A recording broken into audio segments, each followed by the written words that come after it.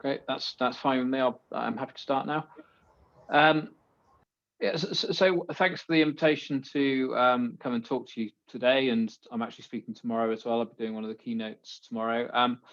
This session I'm going to be talking about two interlinked guidance development projects, one a historical project that finished a few years ago, and one that's very close to being finished now, we hope, just in the process of revising and resubmitting the paper from that now. So, if my slides will move forward, let's see. So the aims of the session, I'll provide a bit of an overview of the importance of process evaluation within studies of effectiveness, including complex trials in real-world settings. I'll introduce the UK Medical Research Council guidance for process evaluation, which is the first kind of guidance development project. And then I'll link that to a newer guidance development project we're just finishing at the moment, which is looking at how we kind of adapt effective interventions for use in new contexts, with a particular kind of emphasis on what links those two things together. So the role of process evaluation data when we're considering what interventions to select in the first place, and when we're considering what kind of adaptations we might need to make.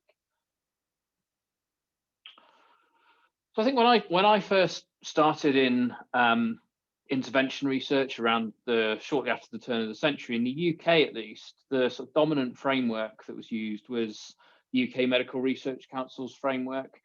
And this presented quite a sort of linear set of processes. You'd start by developing your theory, you'd model, you'd move to an exploratory trial. If all went well there, you'd move to a definitive randomized controlled trial. And really the aim of all of these processes was to take you to the point where you had an effect estimate, an effect size. And if that effect size looked like you had an effective intervention, you then move forward to kind of long-term implementation. Now that guidance was updated a few years later. It was updated in 2008. I think one of the key things that was kind of recognized within that update is that actually the world isn't quite as neat and linear as that earlier guidance suggested. And the process of developing, evaluating, implementing interventions is much kind of messier than that.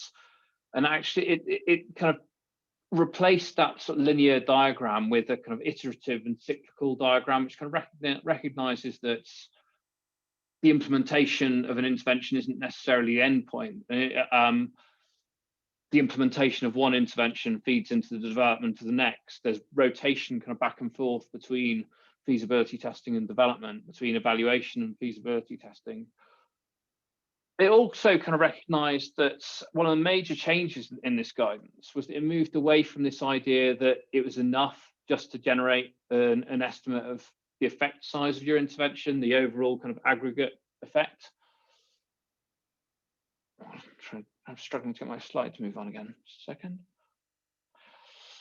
And it kind of, at the evaluation stage in particular, it kind of stressed this important role for process evaluation, understanding change processes. And this is a quote taken from that guidance, which argued that process evaluation nested within a trial or other outcomes evaluation design can be used to assess fidelity and the quality of implementation, to clarify causal mechanisms through which an intervention works, and to kind of identify contextual factors associated with variation in outcomes. So within the context of a trial, it might be that it works in some places and not others, and that might become even more the case when we look to translate it to other contexts.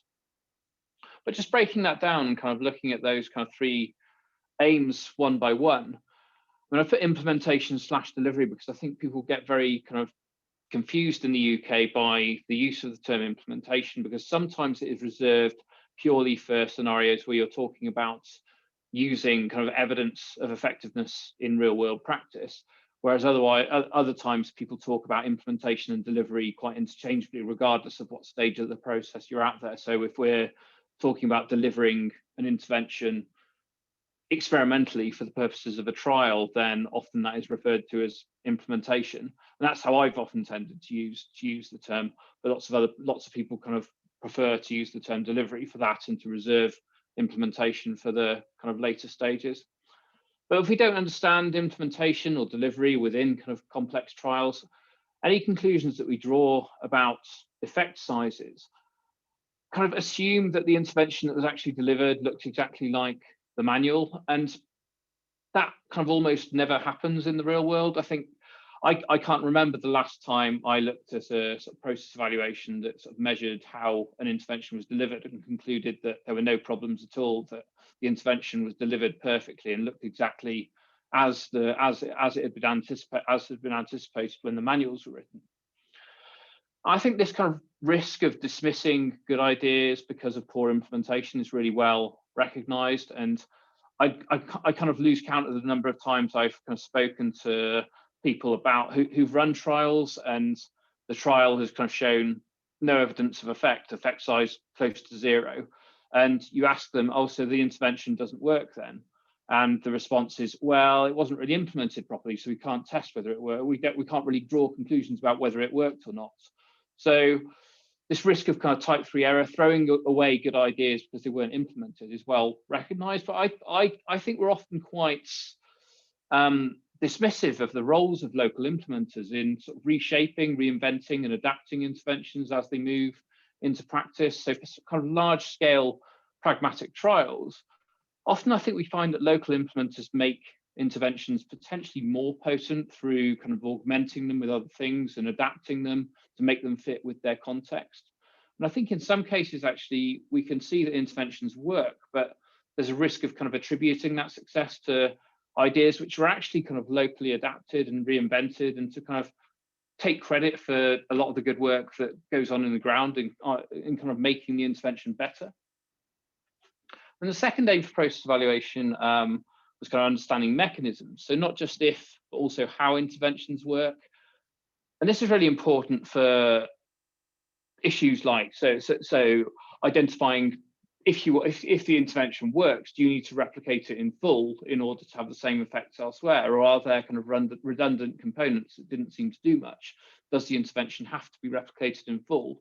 Or can you streamline without kind of reducing effectiveness? I think increasingly we kind of see evaluation research as being not just about kind of making a stop-go decision about whether a particular intervention works, but also about kind of what kind of mechanisms might future interventions target. So building theories of change. Also this kind of question of kind of adaptability as well. So when what matters when adapting interventions, either within the same context over time or in new contexts, is kind of maintaining integrity to the functions of the intervention. If interventions are defined very tightly in terms of their form, you will find that local actors will adapt it to fit with their context. And those adaptations may kind of, are quite likely to sort of deviate from intended functions and compromise how it works. Whereas if interventions are kind of defined in terms of their functions at the outset, that can often kind of help get around those kind of problems. But if we're going to do that, we really need to have quite a deep understanding beyond the form of the intervention of what functions the intervention components and the intervention as a whole fulfill. So we need to have an understanding of mechanisms to really sort of theorize the intervention and define what fidelity means. I think the third sort of domain of process evaluation is context, and interventions are often, historically, they've been evaluated often as if they occur completely in a vacuum. And actually, interventions often represent incremental changes on what's always been done. They're very rarely kind of radical departures from what's already there. So actually, there is a need when we're evaluating an intervention to pay a lot of attention to, well, what was there anyway, and how does this differ from usual practice? How does the context kind of shape what kinds of interventions are considered acceptable and feasible? How does context impact what can be implemented? And I think Pawson and Tilley have written some of the most influential work around sort of context and evaluation within their sort of book, Realist Evaluation, and a lot of their work since, where they talk about how interventions don't actually have absolute causal power to bring about change. They work by introducing mechanisms that are sufficiently suited to their context to produce change. So we need to understand what are the kind of contextual contingencies necessary for an intervention to work. In what context does an intervention bring about change, positive change? In what context might it cause harm? So in the years following on from the 2008 update to the MRC guidance, myself and quite a large group kind of led the development of new guidance for process evaluation funded by Medical Research Council's Population Health Science Research Network. And this was published in the BMJ in 2015. And our kind of process evaluation model, it presents a sort of dynamic model linking process evaluation domains, which conceives process evaluation as being kind of essentially all the stuff in between your intervention manual and what outcomes occur as a result of an intervention. So emphasizing kind of what's implemented and why, what mechanisms that activates, with a kind of strong role for context alongside all of those stages in terms of understanding what interventions are selected, how it's implemented, what mechanisms are activated, with kind of feedback loops kind of between mechanisms informing future implementation. As a kind of case example, a case example that kind of runs through the process evaluation guidance was actually work I did within my own PhD about 10 years ago on the evaluation of the National Exercise Referral Scheme in Wales. And this was a programme which was implemented at scale throughout the whole of Wales quite rapidly. And it involved kind of primary care physicians referring patients with low risk health conditions to behavioural counselling and a group-based programme of physical activity. It was a pragmatic randomised controlled trial of a real world kind of policy intervention. And for the first year of the Welsh Government's rollouts, patients could only take part via agreeing to take part in a randomised controlled trial. And that randomised controlled trial provided Welsh Government with the evidence that they wanted to kind of go forward. It provided good evidence of effect. And actually that intervention is still implemented at scale in real world practice throughout Wales now, 10 years later. But we needed the process evaluation really to understand issues around sort of how those effects were achieved and how the intervention was implemented, what were its mechanisms, what were its contextual contingencies. We used a sort of mixed methods process evaluation involving kind of a lot of qualitative interviews with key stakeholders, analysis of routine monitoring data, structured observations of sessions, and essentially some of our key findings. Some aspects of implementation were really poor, so the intervention worked well, despite things like motivational interviewing, behavioural counselling dimensions really not being delivered at all. So that kind of told us that, well, actually, if you want to maintain the effects over time, you probably don't need to focus too much on those aspects because they weren't delivered in the trial, and that didn't seem to matter for whether the intervention would work or not. And actually, in reality, what came through the qualitative work was that the mechanisms of change were much more closely related to the social dimensions of participation than had been anticipated. So things like the fact that patients were coming into an exercise environment where they were surrounded by other people who were also struggling with illness, and it kind of normalized that process. And rather than being kind of placed on a treadmill alongside someone running much faster, it made those kind of exercise environments much sort of safer places. And people who'd been in the program for a period of time were able to kind of support newcomers and kind of say, well, I've been here a few weeks and this is how far I've come. And actually those kind of social dimensions, I think, came out as much more important than was anticipated when the intervention was put together. We found that the context shaped the delivery of the scheme to a large extent, and actually there was history within a lot of these local areas of kind of similar prior schemes, and acted both as an asset because it meant that there was a trained workforce in place, but also as a barrier in that there was in some cases reluctance to switch to new sort of national protocols, and actually people used their prior practice as a sort of frame of reference in interpreting those new protocols. But in long-term maintenance, kind of maintaining the intervention over the course of the next 10 years beyond the trial, process data has kind of informed that movement towards kind of optimizing sort of social interaction-based mechanisms, and actually kind of taking focus away from what was originally seen as some of the core mechanisms around things like the behavioural counselling dimensions. So that guidance was published in 2015. I think at the time we engaged to some extent with movements towards kind of complex systems perspectives, and those are very kind of in vogue in the UK. And the MRC guidance is being revised. Well, it's been revised very recently. Apparently, the publication should be due any day now, and that will kind of engage strongly with complex systems perspectives. But I think there was concern at the time when we were writing our guidance that maybe that wasn't mainstream enough at the time, and we might alienate people. So we kind of aimed to define the framework flexibly enough that it could be operationalized from that perspective. And that kind of work has started to happen since. So one of the kind of key developments that I've seen in this area since the guidance was published was actually part of a PhD that I examined very recently, a paper here by Elizabeth McGill and colleagues, where they've actually undertaken a systematic review to develop a new kind of framework for process evaluation from a kind of systems perspective. But the next guidance project we've almost completed now, kind of building on some of those same issues, kind of from the opposite angle, if you like, is looking at how we take evidence relating to effectiveness and process and kind of adapt interventions using that evidence for kind of new contexts. And the MRC, Medical Research Council, National Institute for Health Research Methodology Research Programme have provided us with funding over the last couple of years to develop this guidance.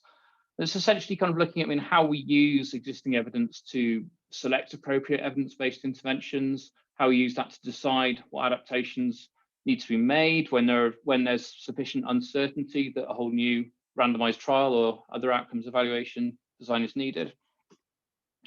I think I'll focus in particular on kind of the roles that process evaluation play within some of those decisions.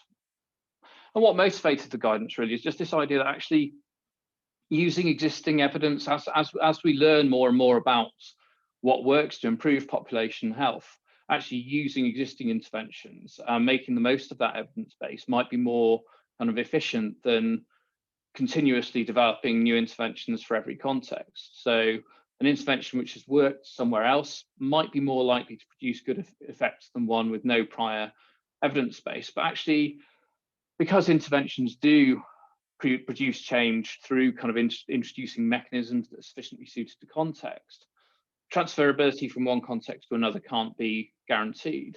And intervention effects are often quite contingent on context, and that's often exaggerated. And not lots of things do translate very well to seemingly very different contexts.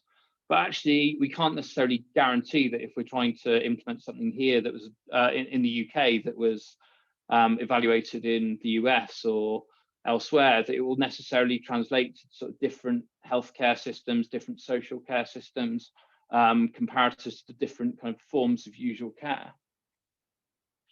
So developing the guidance, we're very aware that there's lots of guidance emerging for kind of aspects of the adaptation process, and it was very important not to reinvent the wheel and kind of add confusion to what's becoming an increasingly kind of crowded space. So we, in 2019, Annie Movsisyan and colleagues in Munich, in LMU Munich University, led a systematic review to draw together existing guidance and adaptations. So this kind of wheel, this initial draft framework comes from that review. And lots of other guidance was kind of emerging alongside our study that informed our sort of final framework. So some of these pieces of guidance will kind of form components of sessions in the conference tomorrow, I believe. So the MADI framework, model for adaptation, design and impact, the frame reporting guidance have been very kind of influential. Other kind of influences, things like Doggleby published work around using qualitative research in adapting interventions. Chris Burnell and colleagues have published work around sort of using sort of realist perspectives to interrogate questions of whether an intervention that's been shown to be effective elsewhere is likely to work kind of here in this time and place. How do local decision makers make those decisions? So we developed that guidance through a series of work packages, including the systematic review that I've just mentioned. We followed the systematic review with a kind of scoping review of 28 cases of adaptation. So the second paper down that list there is Annie's systematic review. The third is the scoping review, published in Health Research Policy and Systems. Our kind of second work package, oh, my slides are moving forward of their own accord. The second work package involved kind of qualitative interviews with researchers, practitioners, journal editors, funders, and we're in the process of publishing those data now. We've got a paper in Revise and Resubmit describing those data at the moment. The third work package was a kind of modified eDelphi exercise, seeking kind of consensus around a range of kind of statements that originated from our systematic review and our qualitative work. And then again, it's moving forward. It had a kind of integration work package that brought those together and drafted guidance, shared that with an international group of stakeholders, and then kind of refined and finalized the guidance and submitted it for publication. So this is essentially the kind of framework that we've developed in this guidance, and this is in your handouts, and it involves kind of a series of kind of steps focused on, first of all, kind of wherever you're entering this model, kind of making sure you're working with the right stakeholders. But then beyond that, kind of thinking through, well, what intervention do we want to adapt in the first place? What's the rationale for intervening? What's the most appropriate intervention that with adaptations is likely to fit this context? Second stage is around kind of, well, how can the intervention be adapted? How can we ensure that this intervention achieves fit while kind of maintaining consistency with underlying functions? So then thinking through things like, do we need another full-scale evaluation? Given what we already know about this intervention, what uncertainties remain? Do we need to do a whole other randomized controlled trial, or are uncertainties so sort of minimal that actually we could proceed straight to kind of full implementation, but with kind of monitoring and kind of less controlled evaluation built into that? And I think one of the aims was actually to kind of avoid research waste with people kind of replicating trials of interventions from elsewhere, because there's a sort of default assumption that because the context is slightly different, you need to do that. Whereas in many cases, actually differences between contexts may not be that great, and it may not be kind of warranted to spend a huge amount of money on another evaluation study. So our guidance comprises a series of recommendations and a checklist, and I put the reading for the full guidance on the handouts. And actually the checklist that I'll present now wasn't included within that guidance. And the reason for that is that this has kind of emerged out of a request from the editors in a sort of revise and resubmit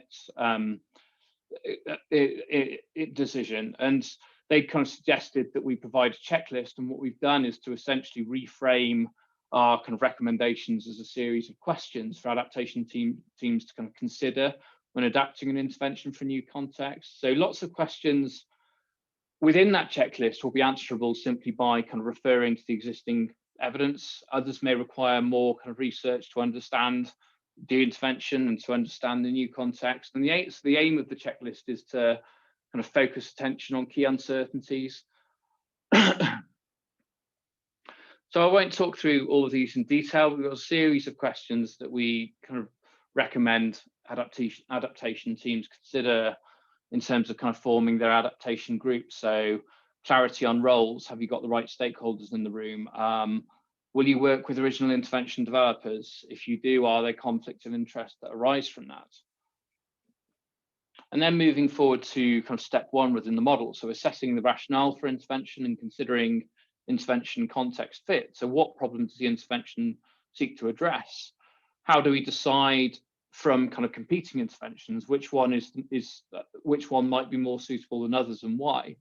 For what's known about those selected interventions, what is its evidence base in terms of kind of process data, effectiveness, cost effectiveness?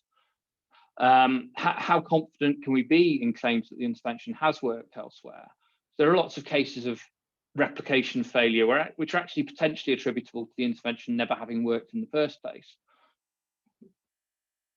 We can also we also recommend paying a lot of attention to how similar and different the original contexts and the new contexts are in terms of specifically issues that are likely to impact on implementation and effectiveness. Because I think we can often get drawn into an assumption that because two contexts are different, that means that an intervention won't transfer or needs fundamental adaptation. But actually, sometimes interventions can be transported quite well from one context to another. But even though those contexts are very different, but so long as the conditions for the intervention to work are present in both contexts, I'll come to an example of that later. And thinking through things like planning for undertaking adaptations. So how can we make changes to the intervention to overcome constraints and facilitators while kind of maintaining consistency with the core of the intervention in terms of the functions that it serves? What adaptations need to be made to kind of materials, such as manuals, to kind of capture changes to the intervention? Even if the contextual contingencies necessary for the intervention to bring about desired changes are there other kind of interactions with context that are potentially likely to lead to kind of unintended harms? And questions around sort of who will deliver the intervention. Often, lots of the examples of adaptation we see in the literature around kind of using interventions from high income settings in kind of lower income countries, they might be delivering those interventions via a workforce that the intervention might have been originally delivered via a workforce that doesn't exist in the same way in the new context. And if that's the case, are you able to kind of task shift to integrate the roles of delivering the intervention into the roles of a different kind of non-specialist workforce or another specialist workforce? And what implications does that have for kind of costs and resources? And in terms of kind of thinking through kind of decisions for piloting and evaluation of adapted interventions. So given what we already know about the intervention, the kind of balance of evidence that we already have, if we've got lots of strong evidence of effects from elsewhere, lots of good kind of process data which tell us kind of how the intervention was implemented previously, how it brought about change in context, and we actually have very little doubt about transferability, it might be that another large-scale evaluation isn't necessarily warranted. So we kind of recommend kind of thinking through those issues very critically as a team, just thinking about kind of what would be the value of new information, what resources are available for reevaluation. But also kind of thinking through things like if you are kind of, whether you're planning on doing another full-scale trial or just moving to full implementation, are there kind of further adaptations needed after initial sort of feasibility work? How do you then viewing adaptation as a kind of ongoing process rather than just something that happens at one point in time, because interventions are introduced into contexts and systems that are in a constant state of flux, which are constantly adapting and evolving. And if interventions aren't able to continuously adapt and evolve alongside them, then they will eventually wash out and become redundant. So how do you kind of capture adaptations that are being made in real world practice and understand whether the intervention is remaining consistent with underpinning principles or starting to sort of drift away from them? So, I mean, going back to the first slides where the original MRC framework, all we were looking at really was effect sizes. And we have moved to this kind of position where there's much more recognition that we need to go far beyond that and look at implementation, mechanisms, context. If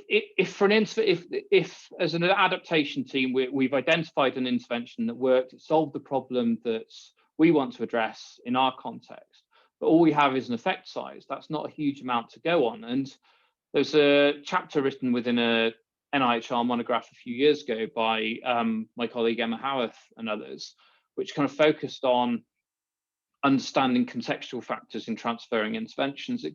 They argued that often attempts to transfer and replicate programs are disappointing, and that's often just assumed to be because of differences in context. But in reality, it might be that only the superficial outer appearance of the intervention has been reproduced and not the kind of deeper mechanisms of the intervention. There's a key role for kind of process evaluation data within all stages of that process. So identifying what intervention is most suitable in the first place, how we should adapt it.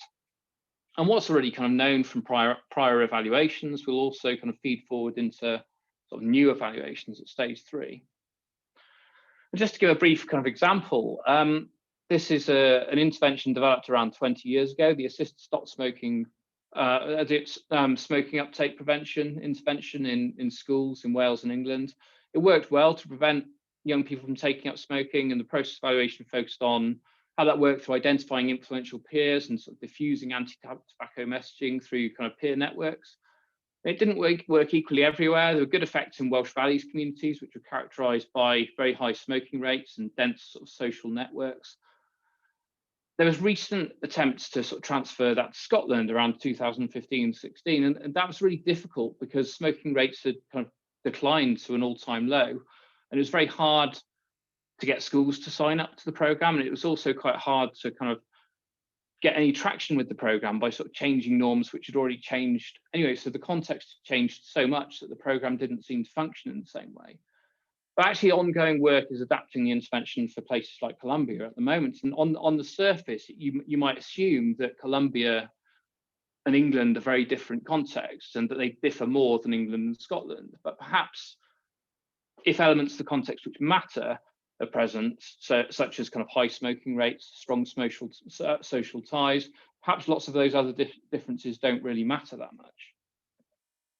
So just to kind of summarize, I mean, UK MRC guidance has kind of moved very much away from that kind of focus on whether interventions work towards kind of encouraging sort of deeper attention on to kind of how. And process evaluation is kind of vital in kind of understanding implementation mechanisms, issues of context. And that's kind of important in understanding the intervention, both in its original setting, but also for decisions around sort of future transferability and adaptation. And I think within your handouts, I'd put a couple of kind of thought points and kind of discussion points just to think through in your area of research to inform sort of decisions about how an intervention should be maintained. What might we need to know sort of besides effect sizes, and what kind of methods might we use to do that? And the second discussion point was just around kind of how would you use what process data might be useful in terms of informing decisions about kind of selecting an intervention and adapting it to a new context. So looking at that same question, but from the other direction. So these are the two sort of main references. That's the end of the talk. So if anyone had any questions.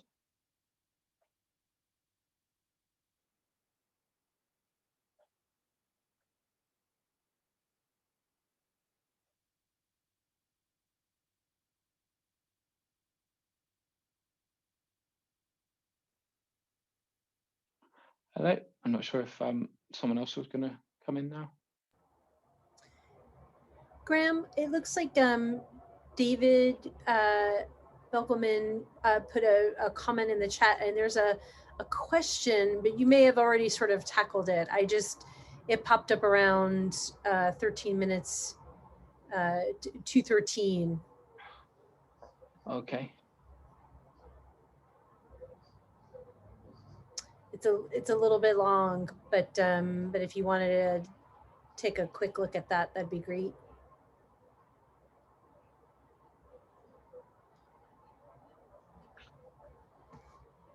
Yeah, well, I mean, we can share the process evaluation guidance and some of those updates that I mentioned. I think what often happens with process evaluations, why they often fail to kind of reach particularly clear answers, is because they are kind of trying to understand complex interventions within complex systems, and often people get very bogged down in trying to understand every facet of complexity. And I think one of the things we kind of recommend within that guidance, and which we've kind of written about subsequently, is the need to sort of really focus your questions around the kind of key areas of uncertainty. If there are areas of implementation where you would anticipate there are likely to be difficulties, perhaps you'd focus your resource there. If there are kind of mechanisms that are particularly uncertain, given what you already know from the literature, perhaps that might be where you'd focus your process evaluation. So I think there has often historically been a bit of a tendency to try and do everything and end up doing nothing particularly well, whereas a good process evaluation will usually kind of focus on a smaller number of kind of key uncertainties and answer those well. All right.